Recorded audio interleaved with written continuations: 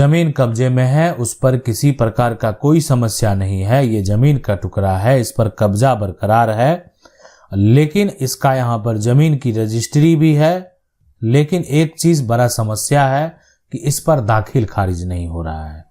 और हम आपको बता दें, ये जो जमीन का टुकड़ा आप देख रहे हैं, ये जो जमीन है, इस जमीन पर जो नाम दर्ज है वो है, नाम यहाँ पर जो है सरोप प्रताप सिंह का।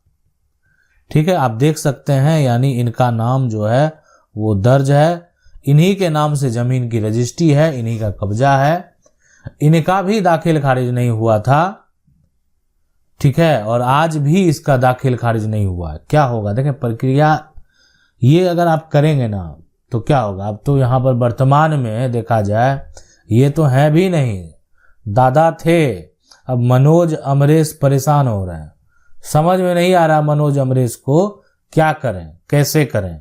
हमारे दादा के नाम से जमीन का केवाला है, पिता थे, एक बेटा था, ऐसे ही उपयोग करके रह गए, किसी प्रकार का कोई समस्या हुआ नहीं, लेकिन अब तो यहाँ पर 2 बेटा है। अब आपको ये पता है कि यहाँ पर सरोज प्रताप सिंह के नाम से है, विनय सिंह जो है अकेले बेटे थे उनके, उनको कोई समस्या उत्पन्न नहीं हुआ, लेकिन समस्या जो है मनोज और अमरेश आज परेशान है। तो इनके लिए क्या विकल्प है। देखें, जमीन पर कब्जा इनका बरकरार है, जमीन सरोज प्रताप सिंह के पास था, विनय सिंह के पास था, और मनोज अमरेश भी जमीन के टुकड़े को 2 पार्ट में डिवाइड कर लिए हैं, लेकिन जो है इनके नाम से कागजात नहीं है। यानी ये कह सकते हैं कब्जा है और कागजात नहीं है, दाखिल खारिज नहीं है। जमीन पर इनका कब्जा है और लेकिन इनके पास जो डॉक्यूमेंट इनके नाम का होना चाहिए वो नहीं है। क्या होगा ऐसे कंडीशन में, ऐसे सिचुएशन में। देखें, ये जमीन का जो दाखिल खारिज वाला डॉक्यूमेंट है, यानी सेल डीड है, जमीन की रजिस्ट्री है। अब इस रजिस्ट्री को करना पड़ता है अप्लाई। अब ये रजिस्ट्री को अप्लाई करेंगे। अब इस रजिस्ट्री को अप्लाई कौन करेगा। अभी सरोज प्रताप सिंह इस दुनिया में नहीं है, मतलब जिनके नाम से जमीन का रजिस्ट्री हुआ वो इस दुनिया में नहीं है। तो देखें, ये उस दुनिया में अगर नहीं भी है या इस दुनिया में नहीं है, कहीं नहीं है, अब उनकी मृत्यु हो चुकी है, तो ये साबित कर होता है एक मृत्यु प्रमाण पत्र से। यानी मृत्यु प्रमाण पत्र जो है ये स्पष्ट तरीके से बता देगा कि अब ये दुनिया में नहीं, आपके कहने से नहीं होने वाला है। तो ये एक प्रमाण पत्र आपको जारी करना पड़ेगा। अब विनय सिंह जो है वो है या नहीं है, अभी जमीन ट्रांसफर होना चाहिए मनोज और अमरेश के बीच में। सबसे पहले ये जमीन का दाखिल खारिज जो है वो होगा, उसके बाद आप इसको डिवाइड करेंगे। अब दाखिल खारिज के लिए इसमें 2 नाम दिया गया, मनोज अमरेश। म्यूटेशन के लिए अप्लाई किया गया।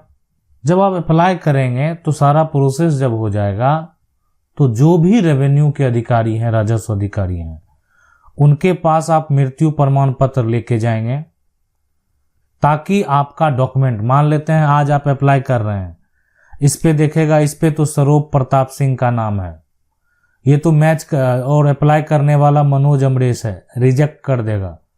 आप जाएंगे मृत्यु प्रमाण पत्र के साथ, उसके बाद आप जाएंगे वंशावली के साथ, उसके बाद तीसरा जो है आप एक एनओसी भी देंगे, नो ऑब्जेक्शन सर्टिफिकेट। ये एनओसी आरती का होगा जो कि उस परिवार की बेटी है, उनका भी कानूनी अधिकार है। ये एनओसी अगर विनय सिंह यहाँ पर जीवित हैं तो उनका भी होगा। मतलब मनोज अमरेश के नाम पर ये म्यूटेशन अगर हो रहा है ना, कोई आपत्ति नहीं है, ना आरती को आपत्ति है, ना विनय सिंह को आपत्ति है। कहे ये सेल डीड का उत्तराधिकारी जो है ये मनोज अमरेश और आरती है। लेकिन आरती को कोई दिक्कत नहीं है, आरती नो ऑब्जेक्शन सर्टिफिकेट जो है पर सिग्नेचर करने के लिए तैयार है, उनको आपत्ति नहीं है, उनको प्रॉपर्टी नहीं लेनी है, लेकिन डॉक्यूमेंट तो आपको दिखाना होगा। कल को अगर मान लेते हैं ये आप बना लिए हैं और इस पर अगर हो सकता है आरती को बुलाया भी जाए तो आपको बुलाना पड़ेगा।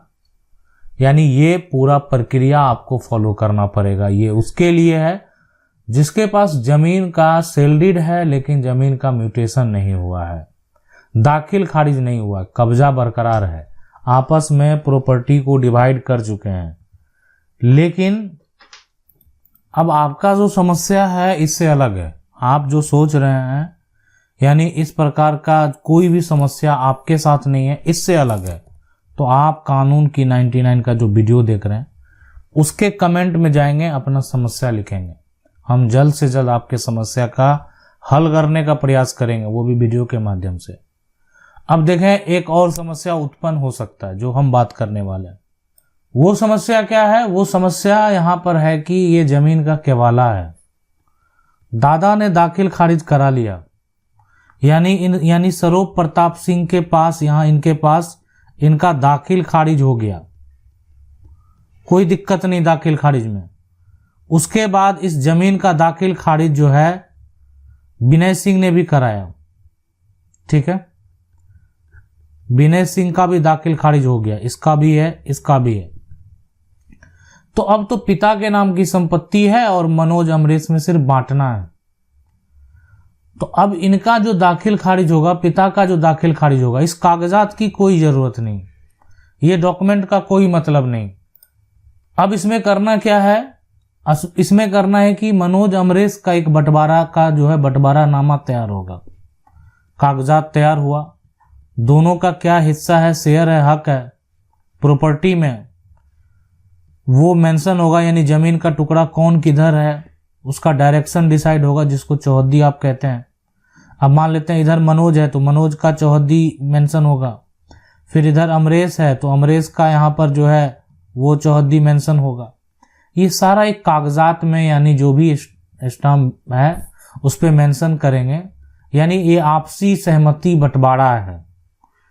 इस पर जो है दोनों का सिग्नेचर होगा, और अगर विनय सिंह जो मनोज अमरीश और आरती के पिता हैं वो जीवित हैं तो फिर इनका सपोर्ट होगा इस पर, यानी ये कह सकते हैं ये इस बात को सपोर्ट करने को तैयार है, और सपोर्ट करने का मतलब ही होता है एनओसी देना, उनको नो ऑब्जेक्शन है, ठीक है। एक हिस्सेदार और पिता की संपत्ति का एक और हिस्सेदार वो है आरती, उनको भी कोई दिक्कत नहीं है। तो यहां पर क्या होगा कि अब ये जो आपसी बंटवारा है इसी कागजात को ऑनलाइन अप्लाई किया जाएगा, ऑनलाइन यहां पर आवेदन देना होगा। आपके राज्य में अगर ऑफलाइन आवेदन अभी भी हो रहा होगा तो आप ऑफलाइन फॉर्म भरेंगे। अधिकांश राज्यों में ये प्रक्रिया अब आपको ऑनलाइन देखने को मिलेगा, यानी आप जो है म्यूटेशन के लिए ऑनलाइन अप्लाई कर सकते हैं, और ये कागजात अप्लाई होगा। अप्लाई होने के बाद अब ये प्रॉपर्टी वेरीफाई किया जाएगा कि मनोज अमरीश के पिता विनय सिंह हैं, पिता प्रॉपर्टी अपने नाम पर ये लोग ट्रांसफर करा रहे हैं। मनोज सिंह यहाँ पर ये मनोज जो हैं उनको मनोज सिंह अमरीश सिंह जो हैं उनके नाम पर ये प्रॉपर्टी अब आएगा। विनय सिंह को कोई आपत्ति नहीं है, विनय सिंह का एनओसी होगा। विनय सिंह जो है एक तरह से अगर यहाँ पर देखा जाए इनकी मृत्यु हो गई है तो इनका मृत्यु प्रमाण पत्र लगेगा। ये पूरा प्रक्रिया होता है और इसी प्रकार से आप प्रॉपर्टी को प्राप्त कर पाएंगे। अब यहाँ पर वंशावली तो बेहद जरूरी है। वंशावली से ये साबित होता है कि मनोज अमरीश दो ही भाई हैं, हो सकता है और भाई होंगे, इसलिए वंशावली आपको बनाकर देना होगा। अगर कोई गलत वंशावली बना लेता है, प्रॉपर्टी अपने नाम करा लेता है, तो देखें अगर कोई अपराध कर लिया तो कल को जिस दिन उसका अपराध साबित हो जाएगा उसको सजा भुगतना पड़ेगा। इसलिए करना ठीक है, आप कर लेंगे। मनोज अपने नाम पर भी प्रॉपर्टी करवा सकता है, वो क्या करेगा, फर्जी वंशावली बनवा लेगा, लेकिन है ना, फर्जी वंशावली। अब अगर बनवा लिया आप, ऐसा हो गया, होना तो नहीं चाहिए, लेकिन ऐसा अगर बन भी गया ना तो फिर आप गलत कर दिए। आप किसी के साथ फर्जीवाड़ा करेंगे तो आपके ऊपर फिर कार्रवाई की जाएगी, यानी कल को अमरीश अगर एक्शन ले लेगा तो आपको जेल तक जाना पड़ सकता है। तो इसलिए गलत वंशावली नहीं बनाना है, उसमें बहन का भी नाम दर्ज करना है और बहन से एनओसी ले लेना है, नो ऑब्जेक्शन, उनको कोई आपत्ति नहीं है। जमीन पर आपका कब्जा है ही, अब आपका दाखिल खारिज भी हो गया। अब मनोज और अमरेश के नाम से रसीद कटना शुरू हो जाएगा। यानी मनोज अमरेश के नाम से अलग अलग रसीद कटना शुरू हो जाएगा, इसलिए कि दोनों का आपसी सहमति से बंटवारा हो चुका है। कानून की 99 को पहली बार देख रहे हैं तो चैनल को सब्सक्राइब करके बेल आइकन जरूर दबा लें। मिलते हैं अगले वीडियो में, तब तक के लिए जय हिंद।